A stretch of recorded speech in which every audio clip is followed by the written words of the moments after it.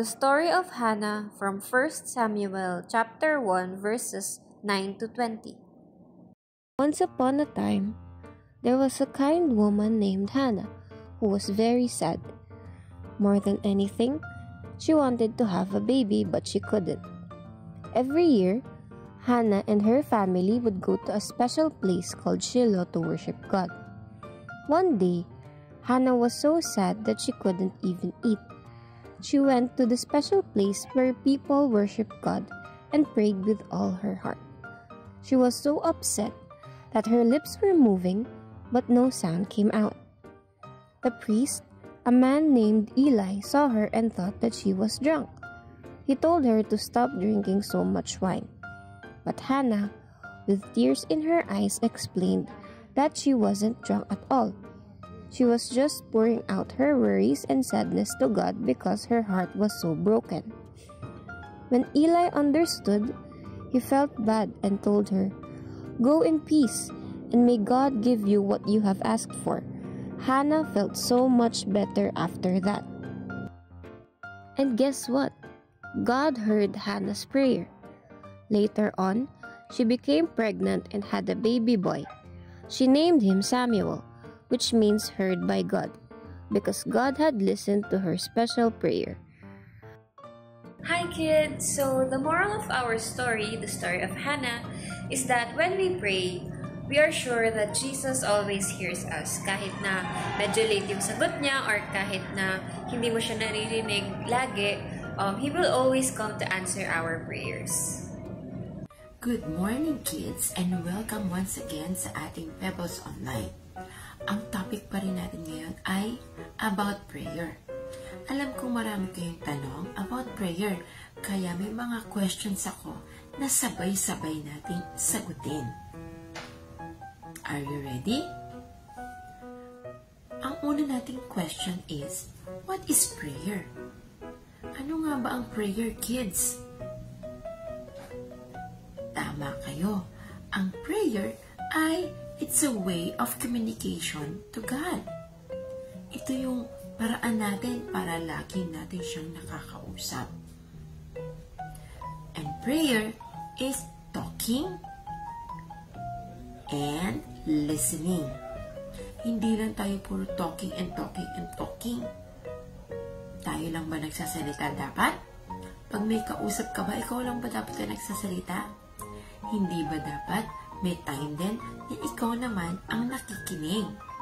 So prayer is talking and listening to God. Sometimes we have to be quiet and listen to the small voice of Jesus. Minsan, meron siyang paaalalang word sa'yo na pwedeng yun yung word niya para sa'yo. Sometimes naman, you have to open your Bible para malaman mo yung message ni Jesus sa'yo. So, prayer is our way of communication to Jesus. Number 2, why do we pray? Ano bang reason bakit natin kailangan mag-pray, kids? Sino sa inyo na pagbago kayo sa school, you have new classmates, yung madalas mong kausap, yun ang nagiging close mo. Tama ba? Kapag lagi mo siya nakakausap, mas lalo kayo nagiging closer. Mas nakakapag-open up ka sa kanya, you share your joys, you share your worries, you share your problems, you share everything, even you share your food. Kasi naging close kayo. Same thing with Jesus.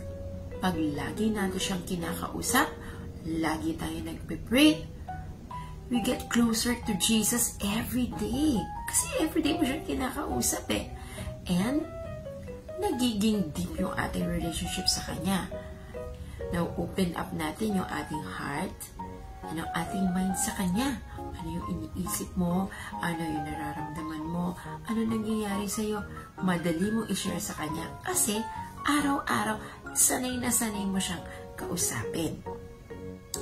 Prayer will help us to have a deeper relationship with Jesus. Question number 3. When can we pray? Meron kayang time na dapat doon tayo nagpe-pray? Walang sinasabi sa Bible na dapat ganitong oras tayo nagpe-pray, kids. Any time of the day, we can approach Jesus and pray. We can talk to Him. Kahit na naglalaro ka, nag-aaral ka, we can talk to Jesus kahit meron kang ginagawa na importante, you can talk to Jesus.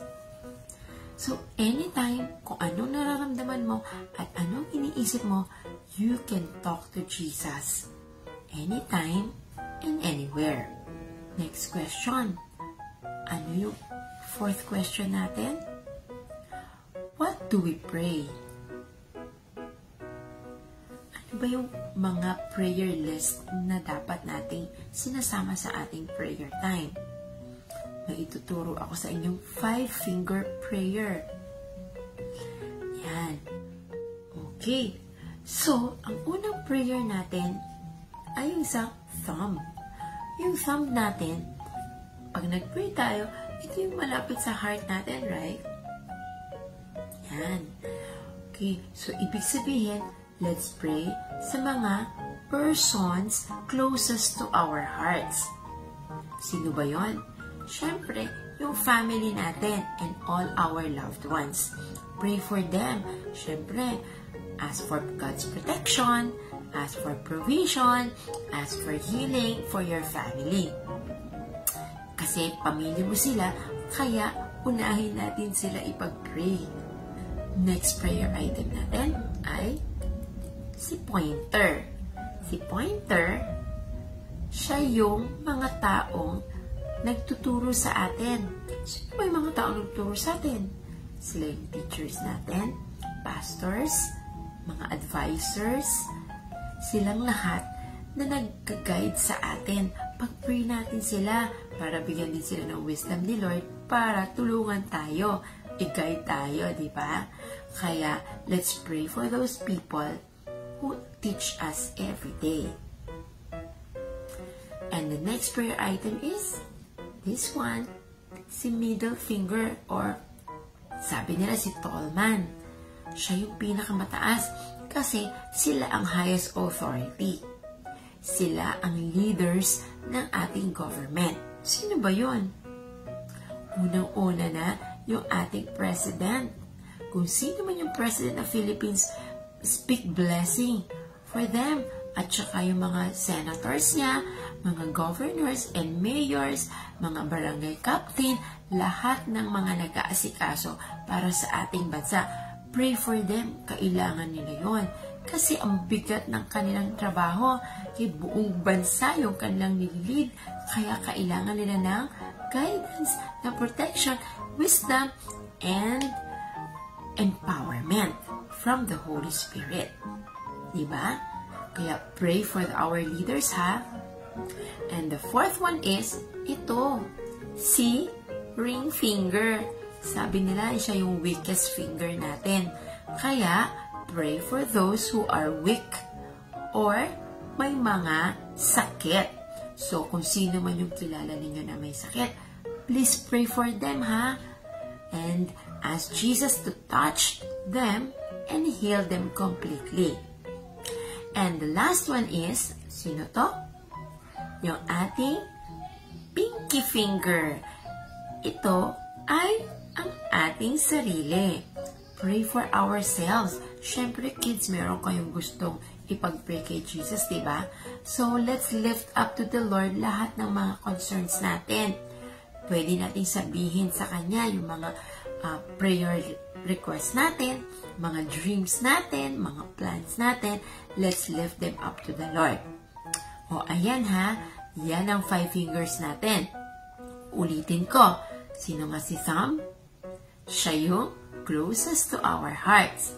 Si pointer, siya yung mga nagtuturo sa atin. Si tall man or si middle man, sila yung mga nasa highest authority. Mula sa president natin, down to the barangay. Okay? Pag-pray natin sila. And ito naman, yung weakest finger natin, yung ring finger natin, yung mga may sakit. Pray for the sick. And the last one is ourselves. Pray for yourselves. Okay? Let's lift up to the Lord all those prayer requests, prayer list natin. Kailangan nila ng empowerment from the Holy Spirit. Kailangan nila si Jesus to bless them. Kaya, it's time to pray.